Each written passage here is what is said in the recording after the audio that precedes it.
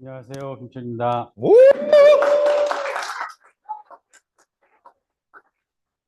제가 여기서 몇 번째 하는 거지, 지금?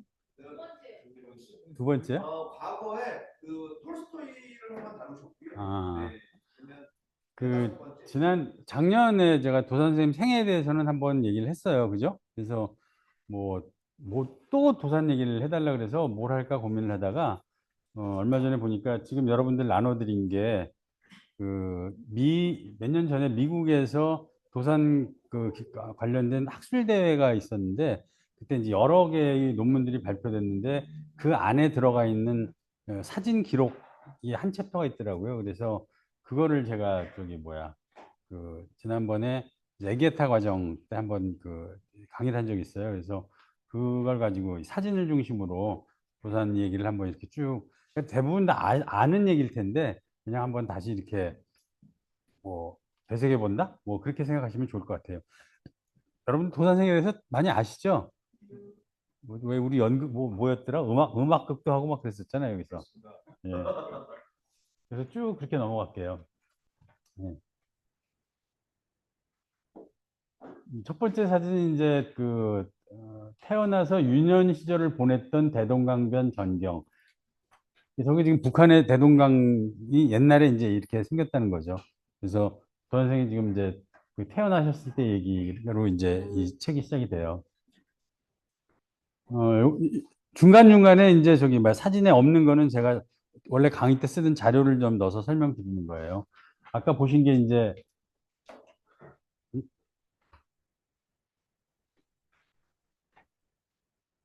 처음에 태어나서 이렇게 한번 이사를 하신 것 같아요. 그래서 이제 그 관련된 얘기인데 처음에 초리면 칠리 봉상도에서 태어나서 대동강 하류의 도롱섬으로 이사를 가서 거기서 이제 성장하셨다. 이렇게 돼 있어요. 그 중간에도 한번 나오는데 도산이라는 호가 어떻게 만들어졌느냐. 우린 다들 이제 뒤에 나오지만 1902년 아니야 몇 년이야.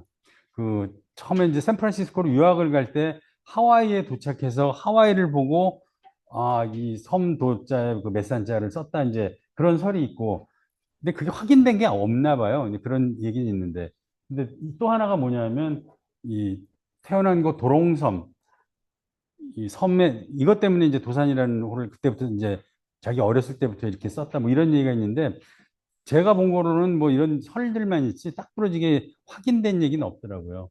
그런 게 있고 그때 이제 평남 김희순 훈장이라는 분이 한학당에서 도산 선생님 배우셨대요. 워낙 어려서 뭐 영특해서 굉장히 좋아하셨다. 뭐 이런 얘기가 있는데 이거 이제 왜 써놨냐면 이 도산 선생님의 훈장님의 손녀가 우레옥 가보셨어요? 네. 예, 그 그러면 우레옥 주인이래요. 오? 와. 이 우레옥은 처음에 서북관이라는 불고기 평양 냉면집으로 시작이 됐는데 46년도에 이게 6.25 때 6.25가 되니까 이제 못 하잖아요. 그래서 부산으로 문을 닫고 피난을 갔다가 돌아와서 이 집을 다시 지었다, 다시 열었다. 그래서 우레옥 다시 돌아온 집이란 것도 있고요. 다시 꼭 오시라는 뜻도 있고 뭐 그렇다고 해요. 이거는 중의적인 표현이라고 얘기했는데 어쨌든 다음에 우레옥 혹시 가시면 아직 있죠, 거기죠? 네. 아직 예. 있고요. 근데 거기는 도산 선생이라는 표현을 했던데 그건 잘못된 건가요? 뭐라고요? 우레역에 가면 응. 도산 이야기가 나오더라고요. 예. 네. 지금 얘기했잖아요. 네. 도산 선생님이 어려서 훈장의 손녀가 만든 집이라고. 예. 그리고 이제 이제 그렇게 커가지고, 이제, 이 사이에 보면 뭐 청일전쟁이 일어나고, 거기서 보고 뭐 의지를 다지시고 뭐 이런 것들 이제 옛날 강의 때 얘기했잖아요.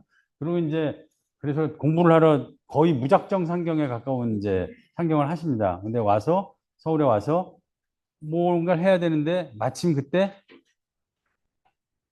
와서 내가 먹여주고 재워주고 가르쳐주고 할 테니까 하는 곳이 이제 생긴 거죠. 그게, 언더우드 학당.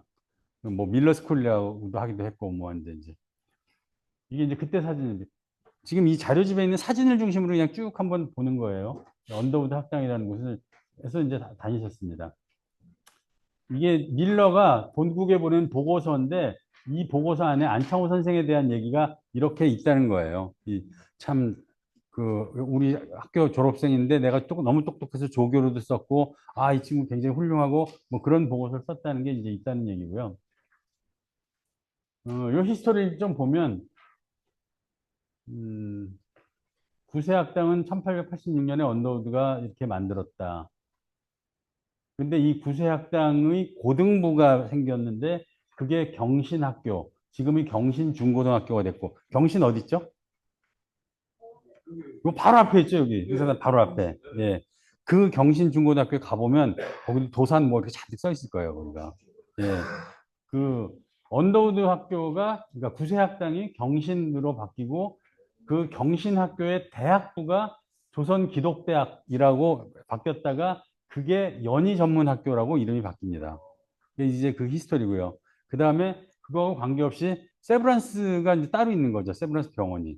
그게 1957년에 연희 전문하고 세브란스를 합쳐서 지금의 연세대학교가 돼 있는 거죠. 원장님의 출신 학교네요. 뭐, 아, 거기도 다녔어요. 뭐 하여튼, 그래서 이거 그 구세학당에 대한 소개입니다. 그래서 2013년, 지금부터 한 10년 더 전이죠. 연세대학교에서 도산 안창호 선생에게 명예 졸업증을 수여를 했어요. 옛날 구세학당 다니셨다는 그 기록을 살려가지고. 여기 지금 저기 꽃다발 들고 있는 분은 명예 졸업증을 받은 분은 도 선생의 외손자죠, 외손자. 그 안수산 여사의 아들. 가끔 방송에 나와요, 이분. 요새도 인터뷰 가끔 나오시고 뭐 그러는데 그렇습니다. 어, 이건 이제 1896년 4대주의를 상징하는 모화관 앞에 독립문을 세우던 정초식 사진. 저 독립문이 지금이 그 독립문을 얘기하는 거예요. 제가 가끔 이거 저 강의할 때 얘기했죠. 이 독립문은 누구로부터의 독립을 주장하는 거라고? 정답 누구? 네, 청나라, 청나라. 보통 어제도 내가 이제 그 서울대 나온 친구들하고 이제 저녁 먹다가 넌 뭐 하니? 그래서 나 도산 아카데미 한다 그랬더니 뭐 어쩌고저쩌고 얘기하다가 이제 이런 얘기를 좀 해줬더니 아무도 몰라. 거기 우리 서울공대 나온 친구들 10명 있는데 이 스토리를 아무도 몰라. 그 독립문이 일본으로부터 독립하냐? 뭐 이렇게 얘기를 하더라고요. 지금 여기 써 있다시피 어, 4대주의를 상징하는 모화관 앞에서 독립문을 설명을 드릴게요. 이게 지금의 독립문 사진입니다. 가서 보면 이렇게 생겨 있어요. 이게 제가 찍은 사진이에요. 저게 누구예요? 정답 서재필. 독립문을 만든 서재필 박사 사진이죠. 그래서 그 뒤에 서재필 박사 동상이 이렇게 있는데 저 독립문이 저런데 이게 사실은 옛날에 저렇게 생겼던 거예요. 영은문이라고 저게 아까 모화관 앞이라고 돼 있는데 영은문 그러니까 그 중국의 황제를 이렇게 맞이하는 문이란 뜻이에요. 영은문 저런 문이 있었는데 서재필 박사가 독립표를 만들어서 저 문을 없애고 그 자리에 있던 돌기둥 2개만 살려놓고 여기 지금 돌기둥 2개 보이죠? 주춧돌 2개만 살려놓고 그 뒤에 프랑스의 개선문을 따라 형식을 따라 생긴 문을 만든 거예요. 독립문. 그래서 이거는 중국의 사신이 오는 그 자리에 중국으로부터의 독립을 우리가 이제 상징한다는 그런 의미로 만든 겁니다. 그래서 여기 보시면 우리 쪽에서 바라보면 한글로 문립독 이렇게 써 있고요. 저쪽 중국 쪽에서 바라보면 한자로 독립문 이렇게 써 있습니다. 지금 가보시면 그렇게 돼 있어요. 이게 일본하고 별 상관이 없어요. 오히려 이 문을 만들 때 독립협회 이 문을 추진 위원장은 이완용이에요. 자, 청나라로부터의 독립이라고 얘기했잖아요.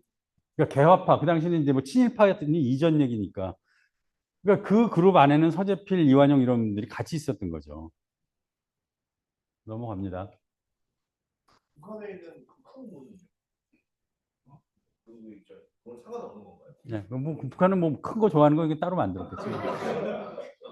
옛날에 그 1970년대 여러분 잘 모를 텐데 그때는 이제 이건 전혀 딴 얘기인데 외교전이 되게 치열했잖아요. 우리하고 북한하고 국제사회에서 서로 우리도 못 살 때 얘기예요. 서로 인정받으려고 외교전을 굉장히 치열하게 했어요. 그래서 서로 더 큰 거 막 짓고 뭐 이런 경쟁들이 많이 있었어요. 자, 그다음 이건 이제 저 독립협회가 해산된 후 귀향하여 전도하던 그 이제 평양으로 이제 올라가서 이제 활동할 때 사진이죠. 이때 그 유명한 연설 얘기가 이제 이때 나오죠. 쾌재정 연설이라는 거. 옛날에 강의할 때 그 얘기했었는데 넘어갈게요. 오늘은 사진 중심으로 보는 거니까. 요거는 이제 도산 선생이 그 귀향하여 평양에 가서 만들었던 학교 사진입니다. 이 사진은 1932년도 훨씬 나중에 찍은 사진인데 어쨌든 이 학교가 점진학교죠. 점진학교는 서두르지 말고 점진적으로 나아가자라는 평소 도산 선생의 주장에 따라서 이 학교를 만드셨는데 이 학교가 우리나라 최초의 남녀 공학 사립학교인 거죠. 그러니까 지금은 쉽게 얘기하는데 그 당시 사립이라는 것도 쉬운 일이 아니고 더더군다나 남녀공학이라는 거는 거의 뭐 혁명적인 어떤 뭐 선택. 근데 아마 그건 일지간이 와서 기독교의 영향을 굉장히 많이 받으셔서 이런 일들이 가능한 게 아니었나 그렇게 생각을 해봅니다. 이때 이제 도 선생이 그 빠진 게 그 석일준의 육일준의 죄송합니다. 석일준이라 그랬네. 육일준의 서유견문록이라는 책을 보고 이제 푹 빠지셨나 봐요. 뭐 그랬다는 얘기가 있어요. 서유견문이라는 책은 뭐냐면 여기 써 있죠. 한인의 시각에서 서양을 유랑하면서 보고 들은 것들을 적은 책이란 뜻이거든요. 이걸 보고 아 나도 미국에 가서 공부해야 되겠다라는 어떤 그 의지, 뭐 뜻이 생기신 게 아닌가 그렇게 추측이 됩니다.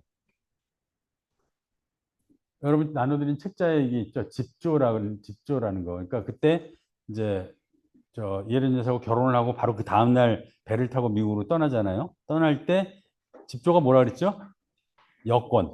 예, 그때 여권이죠. 이 보면 이 여권에 대한 설명이 이렇게 돼 있는데, 그죠? 도착지는 화성돈.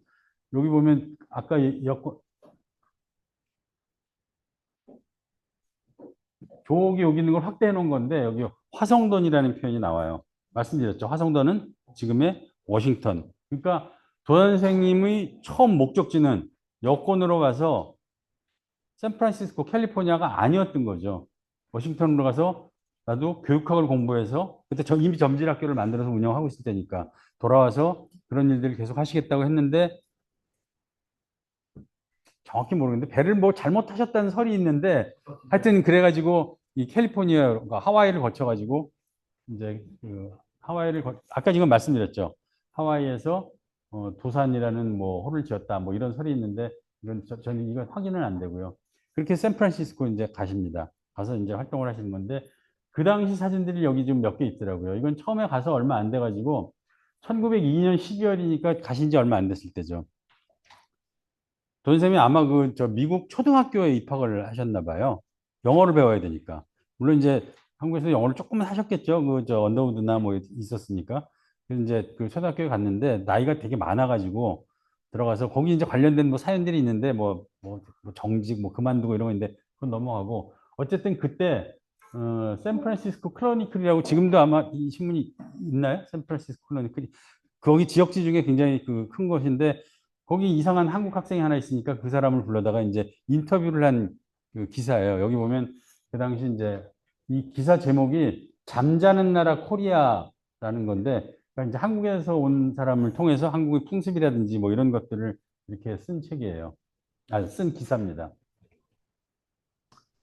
그리고 이제 미국에서 이제 활동을 많이 하시죠. 국립협회 만들고 뭐 대한민국민회의 만들고 뭐 이런 활동들 쭉 이제 기록이 있잖아요. 그때 사진들 이렇게 지금 보고 계십니다. 이건 제 추측인데 아마 샌프란시스 그러니까 어, 독립협회 때부터 이제 아마 그랬던 것 같은데 도 선생님은 이 그 신문에 대한 뭐랄까 중요성을 그 당시 굉장히 많이 그 느끼셨던 것 같아요. 그래서 어디 가서 뭘 하든지 신문을 만드셨어요. 미국에서도 만들고 뭐야 저 독립 임시정부 때도 만들고 뭐 해가지고 근데 그 나중에 이게 말씀 들어보니까 이 당시 신문이라는 거는 우리는 신문이라는 게 나오면 그날 보고 버리는 게 신문이잖아요. 근데 이 당시의 신문은 그게 만들어지면 그게 배를 타고 전 세계로 또 다른 우리 교포들에게 전달되는 그런 유일한 정보 매체였던 것 같아요. 그래서 이제 이런 일들을 계속 하셨던 거고요. 어, 이거 다 이제 그때 활동하셨던 국립협회 사진들.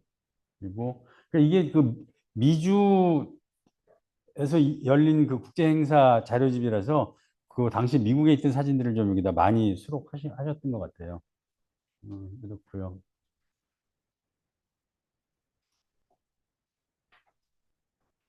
어, 요거는 이제 사파죠, 그림. 프랑스의 어느 그 매체에 실린 사파라는 건데, 이때 서울에 있던 도사는 세브란스 병원 의사인 김필순과 함께 부상병들을 병원으로 옮겨 치료하였다. 요번에 호조 영화 보신 분, 많이 보셨네. 그 영화 제일 처음 도입부가 전차에서 총싸움하는 그 병들을, 도산생은 도우러 가고, 그때 보다 그냥 빠져나간 거는 뭐, 누구야, 손 목사님이고 뭐, 그런 장면이 나오는데, 아마 이걸 모티브로 해서 이제 그런 장면을 만든 게 아닌가, 그런 생각이 들더라고요. 그런데 그때 세브란스 병원 사진이고, 지금까지 그 유명한 이제 독립운동가들인데요. 그냥 넘어갈게요. 그리고는 이제 1908년에 대성학교를 세우셨죠. 덕체 지위를 갖춘 민족 지도자를 양성하였다.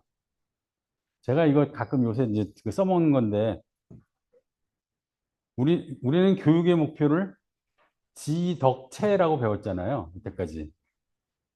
그죠? 공부 잘하는 애들이 그래서 학교 가면 칭찬받았잖아.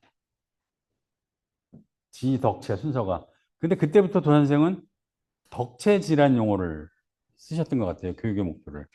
첫 번째가 덕이라는 거죠. 왜 요새 이걸 강조하냐면, 그, 원래 옛날에는 이렇게 힘센 게 중요했잖아요. 산업혁명 이전에 힘센 사람이 일을 많이 잘하고 중요한 사람이었잖아요. 근데 산업혁명이 일어나면서 힘이라고 하는 것들이 기계가 대체하면서 이제 권력 구조가 많이 바뀌는 건데, 요즘 AI가 나오면서 이제 지라고 하는 게 별로 이렇게 의미가 없는, 뭐 공부 많이 해서 많이 외우는 무슨 의미가 있어? 애한테 물어보면 훨씬 더 잘하는데 나보다. 그래서 지금은 지덕체가 아니라 덕체지 시대인 거예요. AI 이후는 제가 볼 땐 그래요. 근데 어쨌든 100년 전부터 도 선생이 덕체지를 주장하셨다. 뭐 이런 거를 이제 제가 말씀드린 거고요. 이때도 이제 이 대성학교를 만들어 놓고 굉장히 아마 운영을 의미 있게 잘 하셨던 것 같아요. 근데 어느 책에서 제가 읽었는데 윤초 선생님을 교장 선생님으로 모시잖아요. 사실 윤초 선생님과 도 선생님은 이렇게 비교를 하면 뭐랄까 뭐 학벌이라든가 뭐 기타 등 비교가 안 될 정도로 윤초 선생님이 이게 배움이 훨씬 많으세요. 물론 이제 그럼 또 이 다른 차원의 문제긴 하지만 근데 이제 뭐 도선생이 뭐 만든 학교에 오라니까 뭐 내가 뭐 참 나이도 훨씬 많으시고 그러니까 근데 그런 일이 있었다 그래요. 그 종을 땡땡땡 치니까 애들이 확 모이고 땡땡땡 치니까 애들이 싫어가고 그걸 보고 윤치 선생이 감동해서 이런 곳이라면 내가 교장을 맡겠다라는 선택을 하셨다는 글을 제가 본 기억이 있어요. 웃기죠, 이 얘기. 종을 치면 모이고 종을 치면 헤어질 그게 뭐 어쩌라고. 근데 지금도 아프리카에 가면 이 시간 개념이 없어요. 제가 몇 년 전에 아프리카 회의를 하러 갔더니 시간 개념이 없어요. 종을 쳐도 안 모여요. 그러니까 우리가 새마을 운동을 보급하고 그 사람들이 받아들이고 하는 게 제일 처음 종 치는 이게 의미 없는 일이 아니에요. 여전히 그건 어떤 나라에서는 중요한 가치. 그것만 제대로 해도 사회가 발전되는 어떤 변화의 밑바탕이 되는 뭐 그런 모습이었거든요. 그게 100년 전 대성학교에서 그런 일이 있었다는 거죠. 넘어갈게요. 이때 이제 윤천 선생님이 대성학교 교장을 하셔서 지금도 그 애국가의 작사가 논쟁이 도산이 했냐 윤치호가 했냐 뭐 우리 이제 도산 쪽에서는 도 선생은 원래 모든 걸 본인이 해놓고 뒤로 빠지시는 분이다 뭐 이런 얘기고 이제 윤치호 선생님의 자제분들이 기록을 가지고 이제 그래서 이거는 뭐 윤치호 선생이 작사했다 뭐 이런 논쟁이 있는데 아시다시피 그건 우리 공식적인 결론은 없는 거죠 지금. 여기도 남녀 공학이었습니까? 아닐 겁니다 이건. 네. 이거는 거의 그 느낌으로 치면 사관학교 같은 그런 였던 것 같아요. 그걸 좀 설명드릴까? 이게 지금 그 1908년 이때 세웠다는 건 무슨 뜻이냐면, 조선생이 아까 그 미국에 가셨잖아요. 그러니까 미국에 가서 거기서 뭐 국립협회, 뭐 대한민국민회 뭐 이런 거 하면서 신민회를 이미 거기서 만드세요. 그래서 그 한국의 신민회를 만들러 오셨을 때이거든요. 신민회라고 역사 시간에 배웠죠. 신민회. 말은 쉬운데 신민회라고 그죠? 신민회. 그 뭐야? 신민회가? 새로운 민족을 양성하자. 새로운 민족? 뉴 피플, 영어로 하면 뉴 피플이잖아요. 흥사단은 뭐죠? 풍화론자의 성리사의 당로. 아니 그게 아니라 흥사단은 우리 YK가 영 코리안이잖아요. 영 코리안. 한번 생각해봐요. 이게 1900 그때 1908년 뭐 이때쯤 신민회를 만드셨다는 건 다시 생각하면 어떤 때냐 하면 그때가 언제예요? 한일 합방 전이죠. 어떤 나라예요? 아니 우리나라가 어떤 상황이었냐고. 대한제국 시절이잖아요. 황제가 있는 나라예요. 그죠? 황제가 있는 나라에서 신민회라는 비밀 결사 조직을 만들었다는 얘기는 정확히 말하면 그러니까 이쪽 권력자들 입장에서는 완전한 반역이고 그런 상태예요. 그래서 이런 조직 활동을 하고 뭐 이런 학교를 만들고 하는 것들이 그냥 우리가 역사 속에서 배우는 대로 뭐 그때 신민회를 만들었고 이게 완전히 하늘하고 땅 차이인 거죠. 며칠 전에 그 신용화 교수님 강의를 들어보니까 그런 말씀을 하시더라고요. 요 바로 다음에 이제 1919년 그 3.1운동 뭐 이렇게 가잖아요. 그때 어떻게 3.1운동 때 우리나라에서 거의 동시에 전국적인 만세 운동이 일어날 수 있었을까? 그 얘기를 하시더라고요. 그때 뭐 핸드폰이 있었을 것도 아니고 삐삐가 있었을 것도 아니고 인터넷으로 알려지도 않았을 텐데 그 바탕이 신민의 조직이 이미 그 당시 전국에 그 깔려 있어서 그게 가능했다 이런 얘기를 하시더라고요. 그래서 그거는 본인이 지금 논문을 못 쓰셨는데 앞으로 누가 꼭 써야 된다 뭐 이런 얘기를 하시더라고요. 넘어갈게요. 이때 이제 그때 쓰셨던 수첩, 뭐 인장, 뭐 이런 것들 사진이고요. 근데 도선생님 나중에 보면 이런 게 다 모여 있어요. 저 기념관 가보시면 쓰셨던 수첩들 뭐 기록들이 다 남아 있는데 어떻게 이게 다 있는지 그것도 신기해요. 보면 대단한 그 뭐 뭔가 있는 것 같아요. 그리고 이제 그때 이제 백오인 사건이 뭐 안 좋은 게 생겨가지고 일제 탄압을 받고 이게 합병 직전이죠 지금. 합병 직전에 도선생이 다시 중국을 통해 가지고 이제 미국으로 돌아가시는 일종의 망명 같은 이제 상태가 된 거죠. 그때 만들어진 노래가 이 거국가죠, 거국가. 들어보셨죠? 거국가 이름은. 네. 거국가가 이제 나라를 떠나며 라는 얘기인데 이거 지난번에 우리 그 용산에서 공연했잖아요. 그 공연 영상 제가 넣어놨는데 잠깐 들어볼게요. 오늘 그냥 시간이 있어도 이런저런 거 다 보여드릴게요.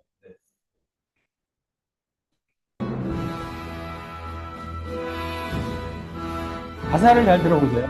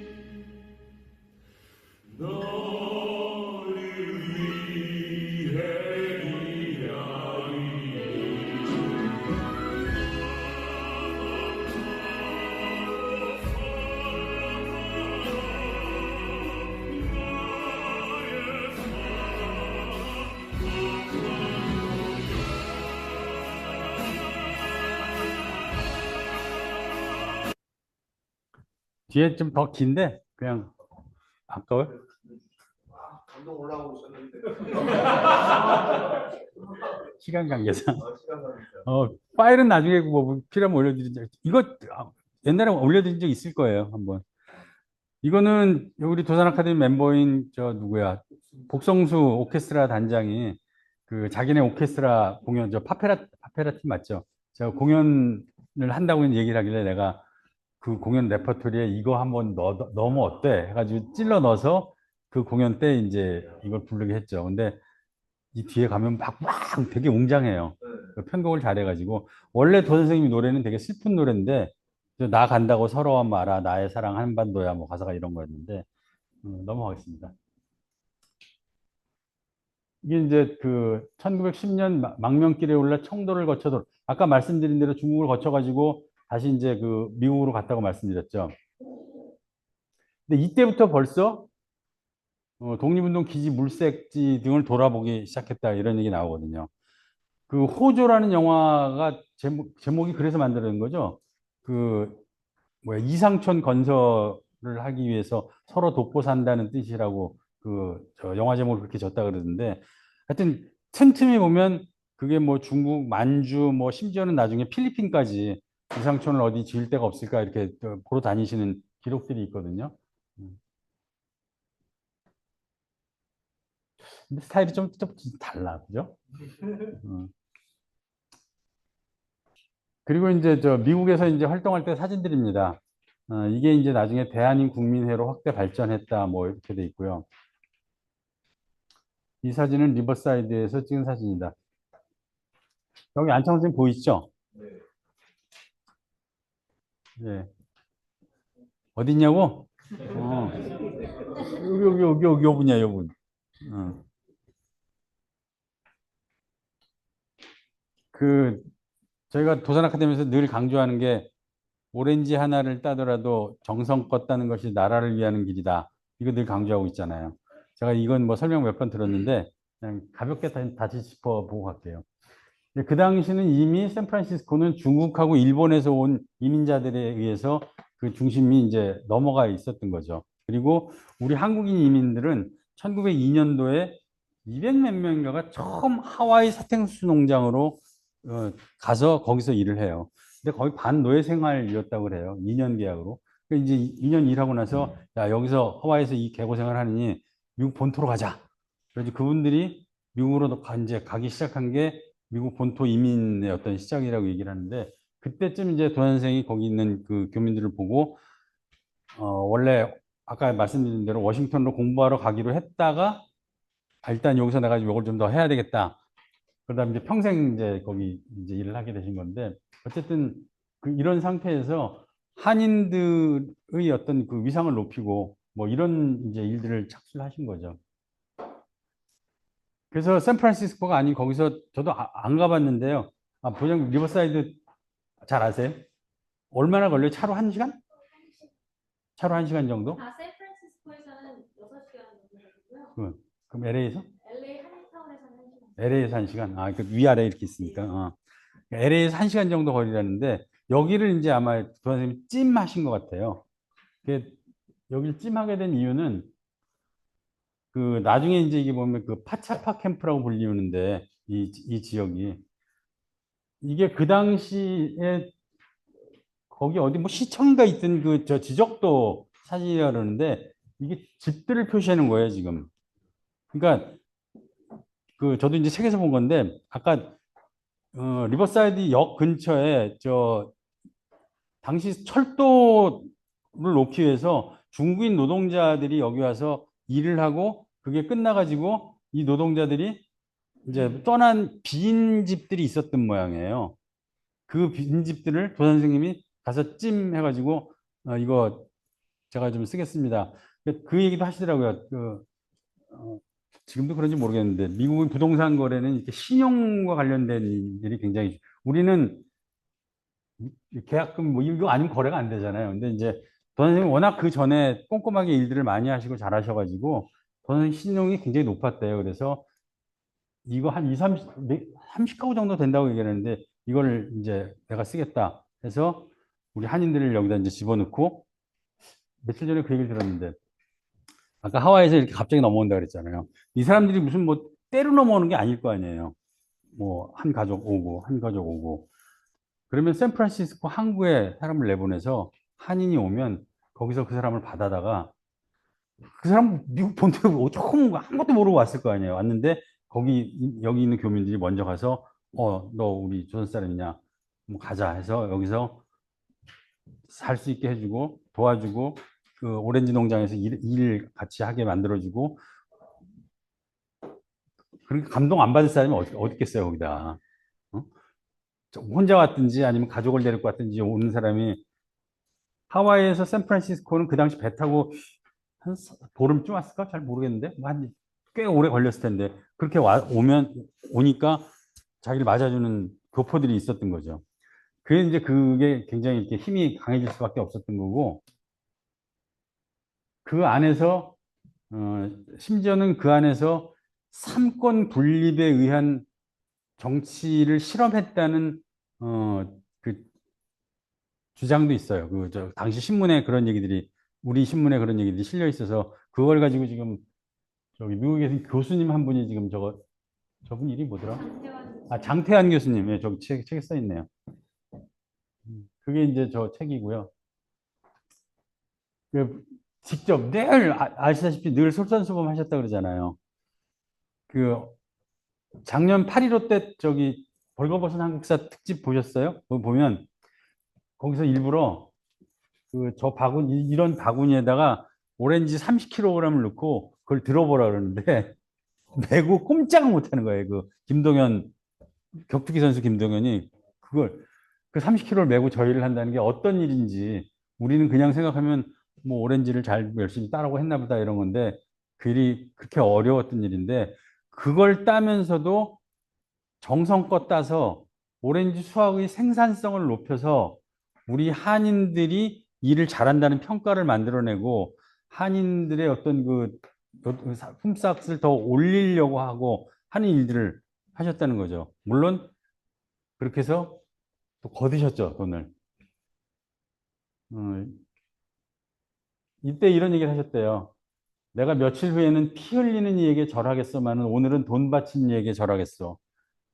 실제로 이 전 세계 한국인으로부터 어떤 그 의무금들을 이제 많이 거두셨고요. 그냥 걷는 게 아니라 일일이 이런 식으로 어떤 그 영수증까지 다 주면서 그 돈을 이렇게 많이 모으셨다고 하더라고요. 이 일을 하는 중심에도 흥사단이 있었다고 해요. 예. 이게 이제 나중에 1919년 우리 대한민국 임시정부가 만들었을 때 그때 이제 임시정부는 전부 이 돈으로 만들어집니다. 다른 데서 나온 게 아니라. 그래서 다시 한번 강조할게요.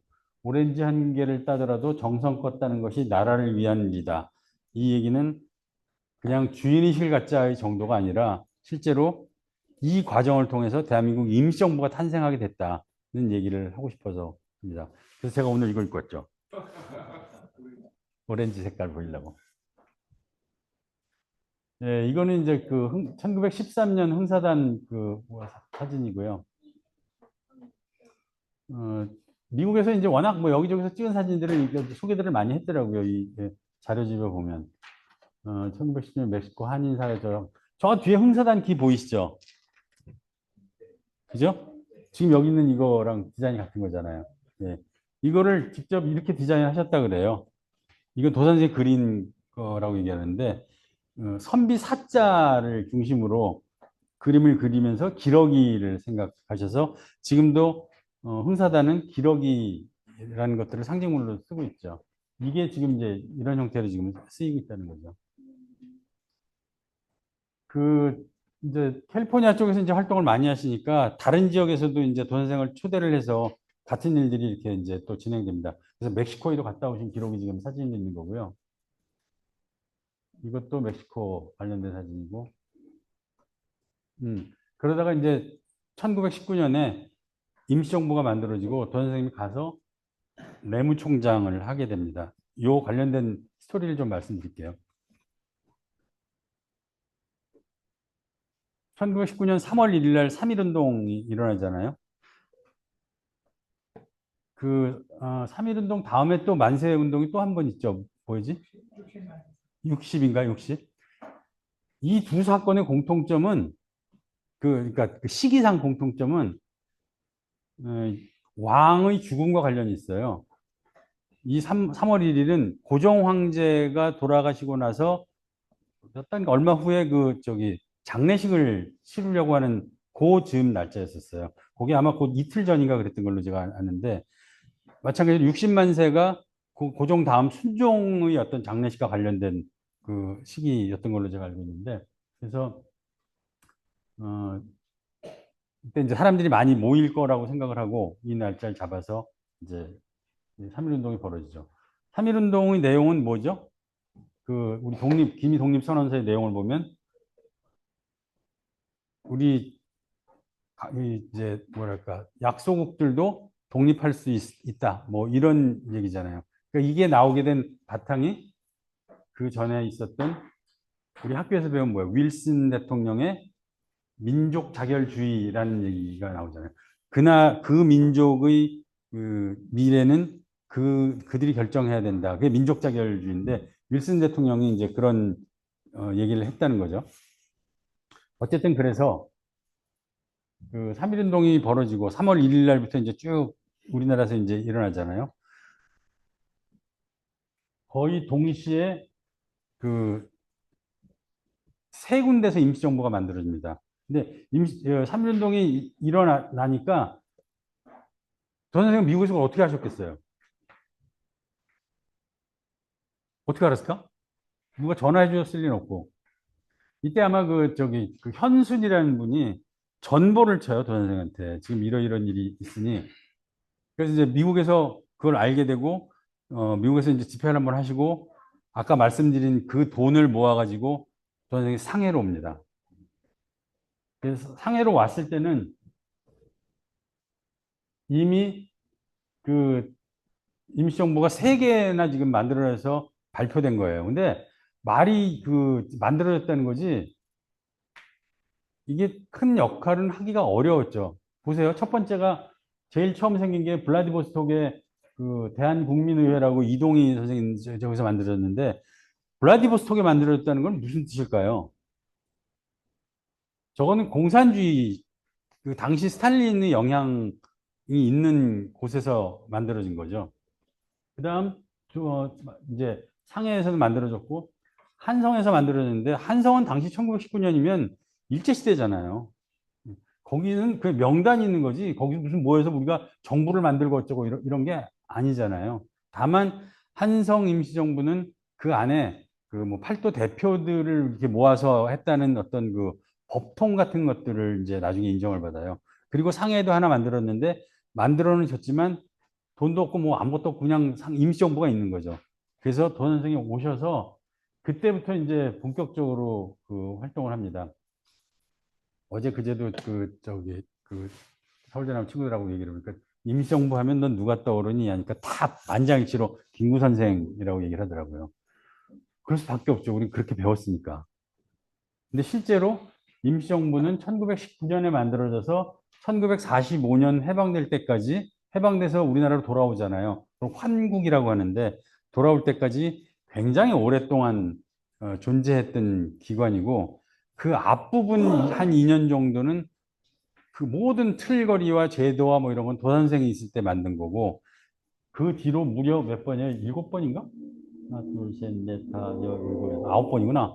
9번 옮겨갑니다, 임시정부가. 왜냐하면 저 때는 이제 전쟁이 벌어져서 일본이 쳐들어오면 옆으로 가고 또 일본이 쳐들어오면 옆으로 가고 그래서 마지막에 충칭까지 가는 거죠.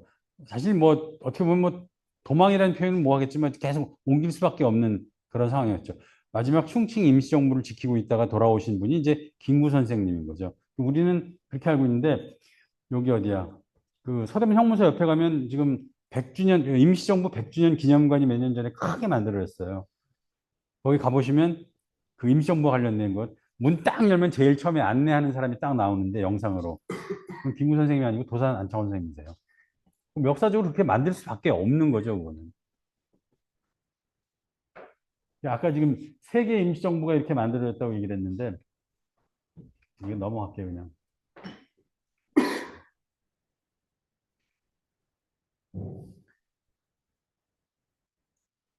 지금 한번 우리 생각해 봅시다. 요즘 지금 저 어디야 뭐 어디 나라 이럴 때 나라 이름 되면 또 그 나라 비하했다고 욕 먹어. 하여튼 어느 나라가 있는데 그 나라가 갑자기 독립을 하기 위해서 임시정부를 만들었다고 발표가 났다고 쳐봐요. 그러면 아 우리 이럴 거냐, 이 나라가 독립을 하나를 원하는구나 이렇게 생각할 거 아니에요. 근데 그 나라의 임시정부가 세 개 있다 그러면 무슨 생각을 하겠어요? 아 이거 콩가루 집안이구나. 그럴 거 아니에요.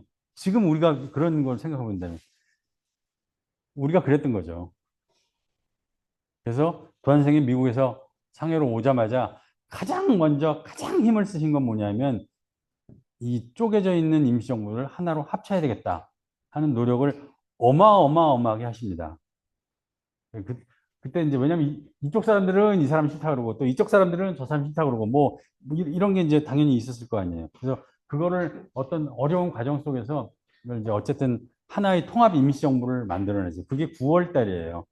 3.1 운동이 일어나고 거의 6개월 정도 지났을 때 얘기죠.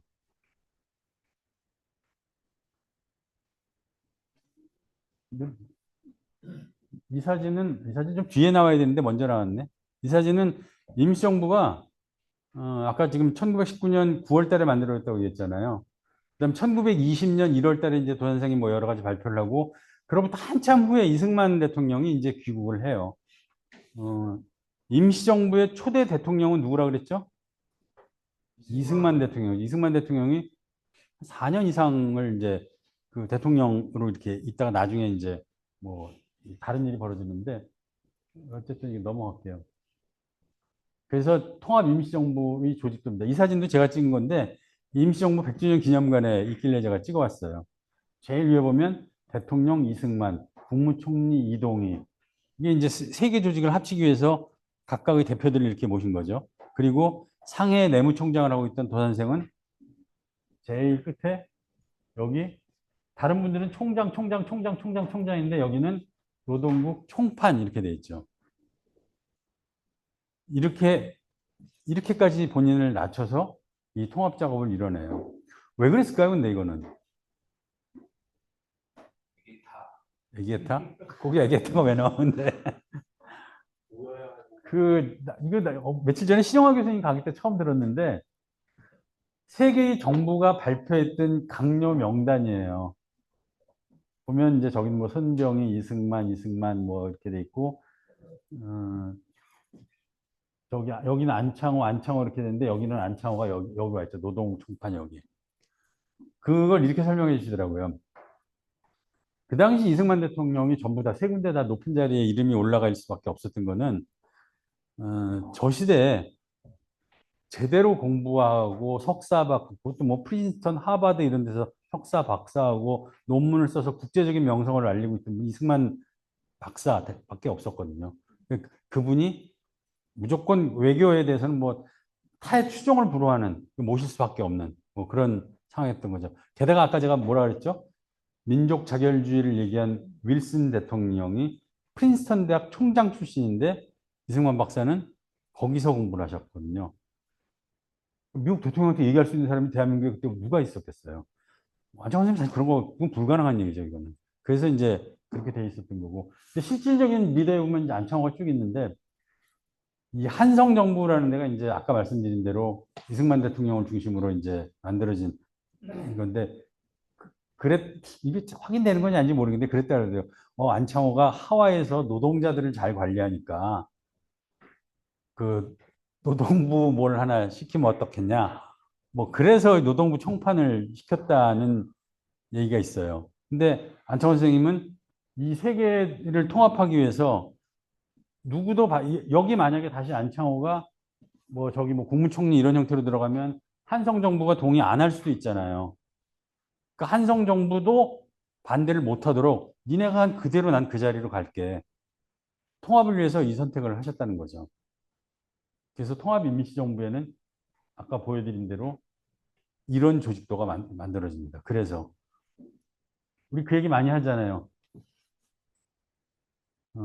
본인이 이거 하신 말씀입니다. 이것은 오직 애국심에서 나오며 결코 사욕이 있음이 아니다. 내가 통합 임시정부를 만들려고 하는 것은 내가 여기서 장차관 되고 대통령 되려고 하는 게 아니라 지금 통합하지 않으면 우리가 독립할 수 없기 때문이다. 뭐 이런 것들 때문에 이제 이런 선택을 하셨다는 거죠. 그리고 이게 이제 1919년 9월 17일 이게 이제 통합임시정부 사진이에요. 노동부 총판 원래 우리 저 걸그룹 사진 찍을 때 제일 중요한 건 누구죠? 센터잖아요, 센터. 센터에 누가 있어요? 노동부 총판인데 본인은 그렇게 하지만 실질적으로는 이렇게 될 수밖에 없는 거죠. 그리고 이제 그때 일기를 쓰기 시작했다. 이 일기에 개인사들이 많이 적혀 있다. 뭐 이런 얘기 있고. 이것도 이제 그때 사진이고, 그냥 여기 넘어갈게요. 이게 이제 제가 금방 1919년 9월에 통합임시정부가 만들어졌다고 했는데, 그 다음 해, 1920년 1월 1일 날 모여서 이 사진을 찍으셨어요. 역시 가운데 센터에 계시죠. 이때 사진을 보면 김구 선생님은 늘 있어요. 근데 늘 어딘가 구석에 계세요. 대부분 사진에 보면 저 구석에 계세요. 왜 그럴까요? 응? 응? 김구 선생님이 맡으신 역할이 지금으로 치면 경찰국장 내지는 경호처장 뭐 이런 거 합친 거 정도 그런 역할이셨어요. 그래서 늘 보면 어디선가 뭔가 이렇게 지키고 있는 자리에 계세요.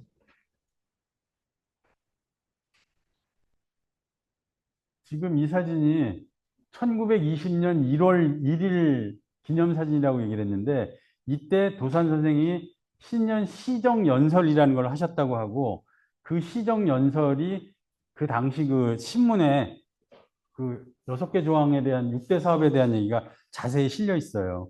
그, 그 신문 기사를 가지고 몇 년 전에 이 양반이 이런 얘기를 했더라고요. 누구지? 설민석이 했던 거 영상 잠깐 보여드릴게요. 자, 그런데 제가 초반에 뭐라고 그랬습니까? 우리가 살고 있는 우리의 조국 대한민국이 대한민국 임시정부로부터 비롯됐다고 말씀을 드렸죠? 우리나라 헌법 보신 적 있으세요? 언제 보셨대요, 또? 대부분이 못 보거든요. 헌법 전문 제일 첫 줄을 보여드리겠습니다. 유구한 역사와 전통에 빛나는 우리 대한민국은 3.1운동으로 건립된 대한민국 임시정부의 법통과 불의에 항거한 4.19 민주이념을 계승했다. 이렇게 이야기를 합니다. 자, 그리고 헌법의 1조 1항을 한번 보겠습니다. 대한민국은 민주공화국이다. 대한민국은 민주공화국이다. 대한민국의 주권은 국민에게 있고 대한민국의 주권은 국민에게 있고 모든 권력은 국민으로부터 나온다. 모든 권력은 국민으로부터 나온다. 너무 유명한 말이죠. 이 말이 어디서 비롯된지 아세요? 100년 전에 안창호 선생님으로부터 비롯된 말이에요. 이건 사람들이 모르고 있습니다. 여러분들, 안창호 선생님이 3.1운동 다음 해인 1920년이죠. 3.1운동이 19년이니까 20년 신년사에서 이런 말씀을 하십니다. 여러분들, 새해 복 많이 받으십시오. 안창호. 한 가지 제가 여쭤볼게요. 지금 우리나라에 황제가 있습니까? 황제가 있습니다. 그 황제가 누군지 아십니까?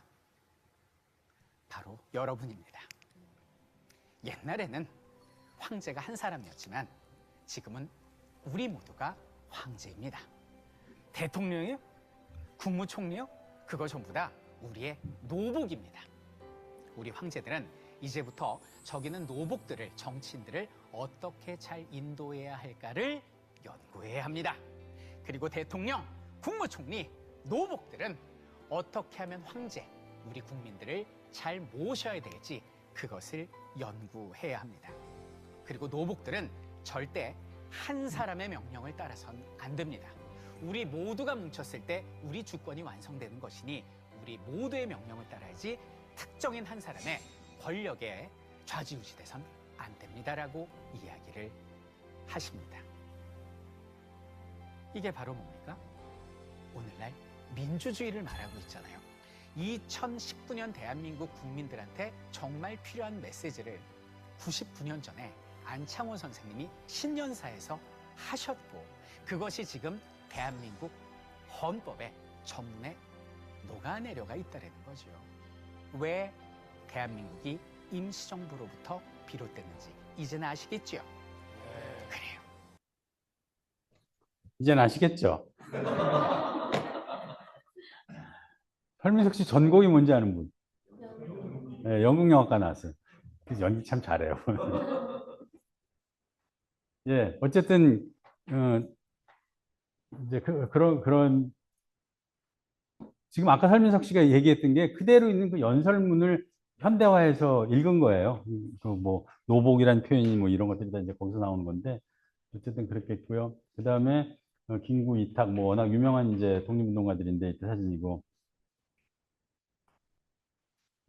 흥사단 원동 임시위원부 성립 기념으로 흥사단 원동 여기서 그것만 하나 설명할게요. 흥사단은 처음에 어디서 만들어졌죠? 있고 미국에서. 흥사단 본부는 미국에 있는 거죠. 그러니까 이쪽 지역에 한국에 그 당시 일제시대니까 우리 여기다 만들 수 없는 거. 흥사단 뭐랄까 우리 민족이 모여 있는 곳에 분원을 만들면 이쪽 어디에 만들었을 거 아니에요. 그래서 한번 원동이라는 용어를 쓴 것 같아요. 멀리 있는 동쪽. 흥사단 원동 임시위원부는 본부에 있는 미국에서 볼 때 이제 상해에다 만든 뭐 이걸 얘기하는 것 같고요. 이 보면 이제 1920년 12월 지금 제가 아까 1919년 3.1운동이 벌어지고 4월, 5월에 세계 임시정부가 만들어졌고 9월 달에 통합임시정부가 만들어졌고 1920년 1월 1일 날 도산생이 신년사에서 이런 얘기를 했다고 얘기했잖아요. 그때까지 이승만 대통령은 상해에 안 오신 거죠. 그리고 이제 처음 오신 게 그해 12월 1920년 12월에 이승만 대통령이 처음 상해에 오십니다. 대통령으로 발령은 이미 1년 반 전에 났는데 취임을 1년 반쯤 후에 하신 거나 마찬가지인 거죠. 그때 이제 사진이에요. 이 다음부터는 이제 이 사진, 이건 아닌데 넘어갈게요. 자, 그 동포에게 드리는 글, 뭐 이건 이제 워낙 그 많이 인용이 되죠. 또 도산의 말씀 뭐 얘기할 때 이제 많이 인용이 되는데 그걸 지금 이제 신문 자료 사진을 지금 보여준 거고 이런 건 이제 저도 잘 몰라요. 이게 이 자료집에서만 이제 보는 사진이었는데 뭐 이런 것들도 있었다 뭐 이러니까 넘어갈게요. 저도 잘 몰라가지고.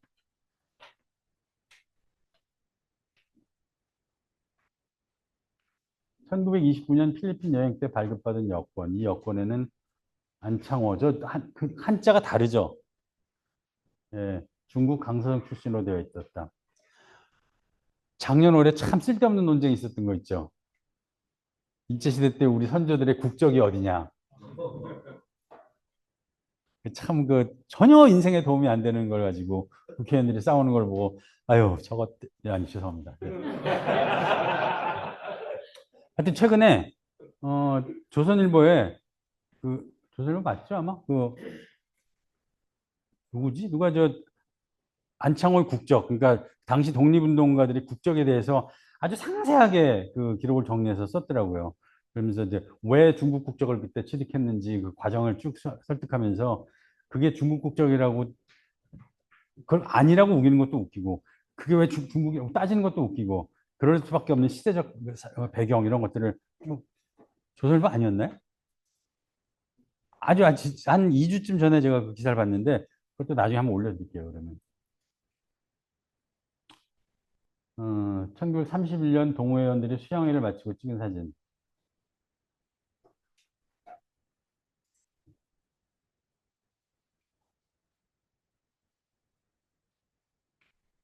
요, 요 얘기, 내가 몇 시에 끝내야 된다 했죠? 아닙니다. 이 준비되신 거 다 하시면 되십니다. 그냥 더 해야 돼요? 그, 며칠 전에 이제 이 안창호 공부하신 어르신들끼리 이렇게 약간의 논쟁하는 걸 봤는데 이런 얘기를 하시더라고요. 그러니까 수양동호회 뭐 이런 것들. 그러니까 이제 우리 안창호 선생님과 관련된 가장 오래된 유명한 평전은 누가 썼죠? 춘원 이광수 선생이 쓴 게 가장 뭐랄까 뭐 널리 알려져 있는 제일 처음에 나중에 이제 뭐 주한 선생님 쓴 것도 있고 그런데 그분들 주장에 따르면 이광수 선생이 이미 그 평전을 쓸 때는 그게 이제 다 지난 다음인데 도선생의 가치를 교육, 수양 이쪽에다 맞췄다는 거예요. 그래서 그 평전에는 그런 내용 중심으로 다뤄져 있다. 그래서 이걸 재조명해야 된다라고 주장하고 쓴 분이 이제 서울대학교 신용화 교수님이 그 부분보다는 도 선생이 갖고 있었던 정치, 혁명, 이쪽에 대한 얘기들을 이제 더 많이 부각시켜서 나는 평전을 이런 각도로 썼다. 이 얘기를 하시더라고요. 저 수양동의 사건을 보니까 이제 그런 생각이 나는데, 어쨌든 그런 게 있고요. 이 얘기는 아시죠? 윤봉길 의사 그 홍콩 폭탄 투척 사건 때 도 선생이 체포된 과정 얘기는 아시죠? 그 유튜브에 보면 제가 자세히 얘기하는 거 있으니까 보세요.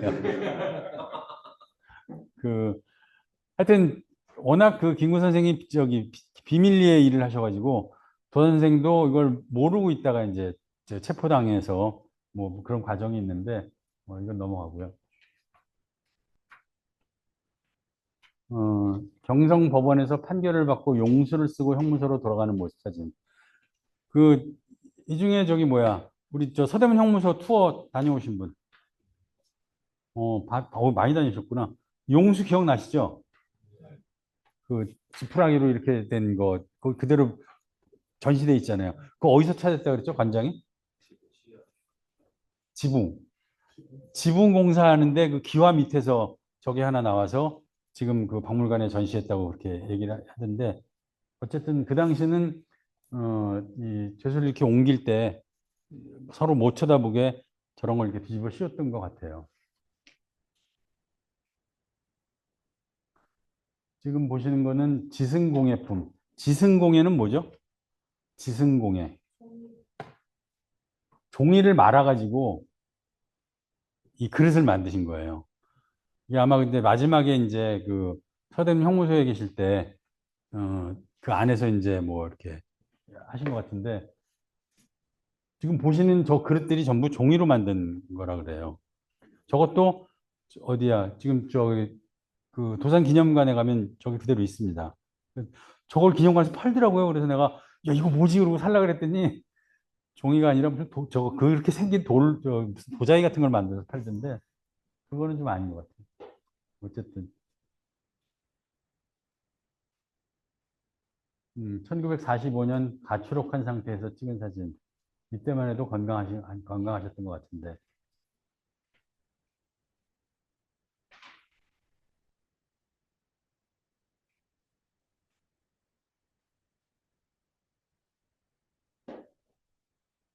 가출옥하고 이제 돌아가실 때까지 사진들을 이렇게 쭉 이렇게 보여주고 있더라고요.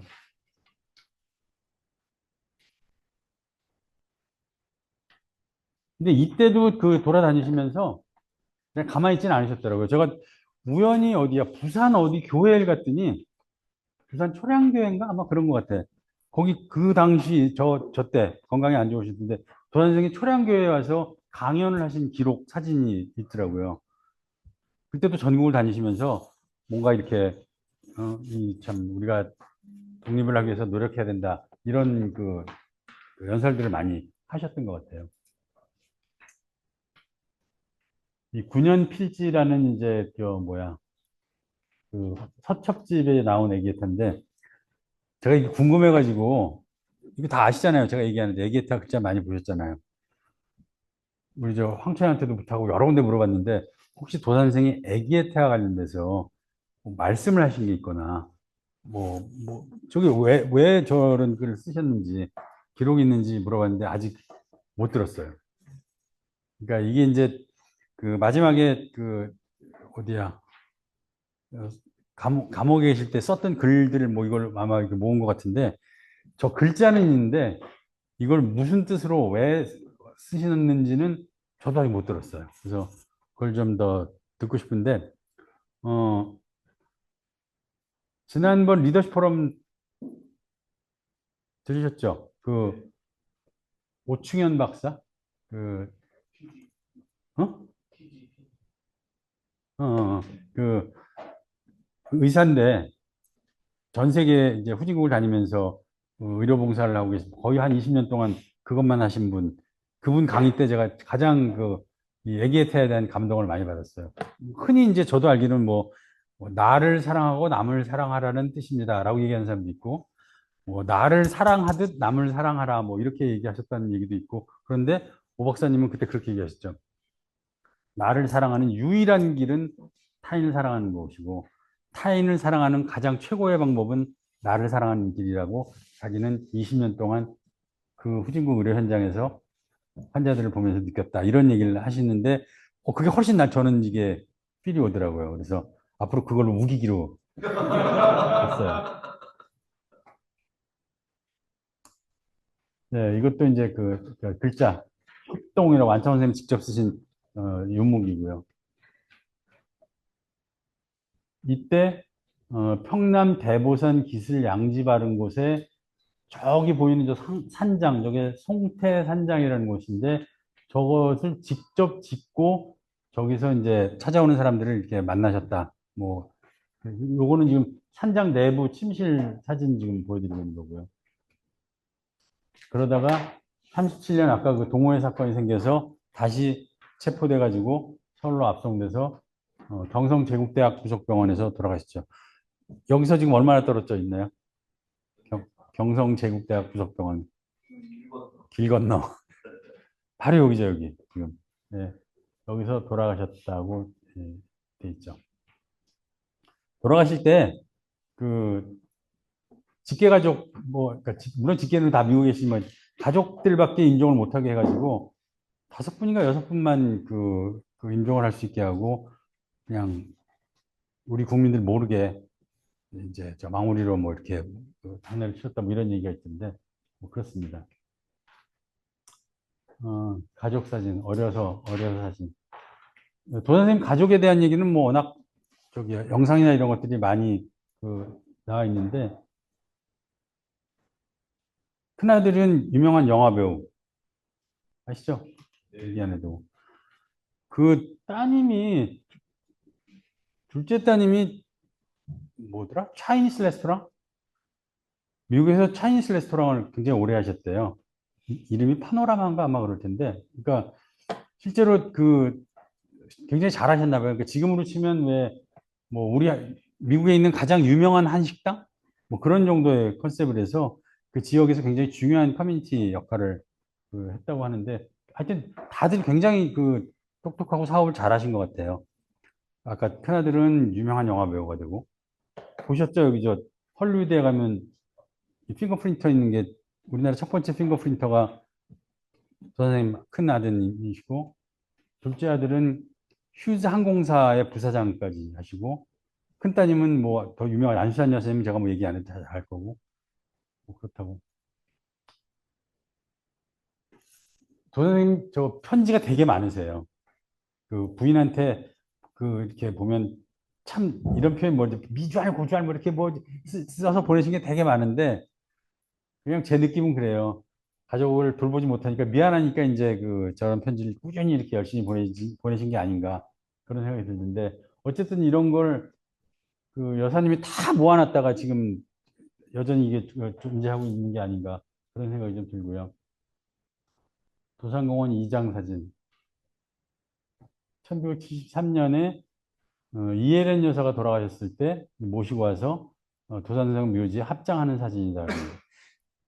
여기는 안 나오는데 이거 지금 이장 사진이잖아요. 이때만 지금 여기가 현재 도산공원에 있는 거기겠죠? 근데 도산공원을 처음 만들 때 사진을 제가 본 적이 있는데 그때 이제 큰아드님이 오셔서 이제 왔는데 그런 얘기가 있더라고요. 큰아드님이 와서 도산공원 터를 이렇게 보고 해도 너무한다.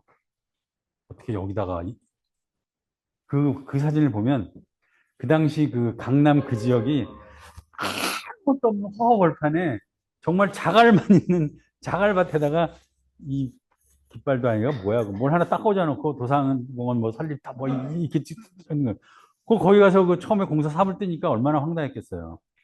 이해가 가네. 그랬을 것 같아요. 근데 그게 지금은 가장 비싼 땅이 돼서 지금 도산공원 그것도 참 어마어마한 땅이 돼 있는 거죠 지금. 요거 이제 지금도 가면 이 모습 그대로 돼 있는 거고요. 끝났네 이제. 그 뭐 제가 저기 뭐야 이게 도산 선생님이 어떤 뭐 하신 일, 그저 임시정부 때 워낙 뭐 많은 일 하셨는데 그런 내용들은 작년에 이제 강의를 한번 다 했었어요. 그래서 이제 그런 내용들은 다 피하고 그냥 사진을 중심으로 그냥 제가 아는 것들 몇 가지 좀 말씀드리면 어떨까 싶어서 오늘 준비를 해봤고요. 뭐 재밌으셨어요? 네. 뭐 하여튼 그거 무슨 날.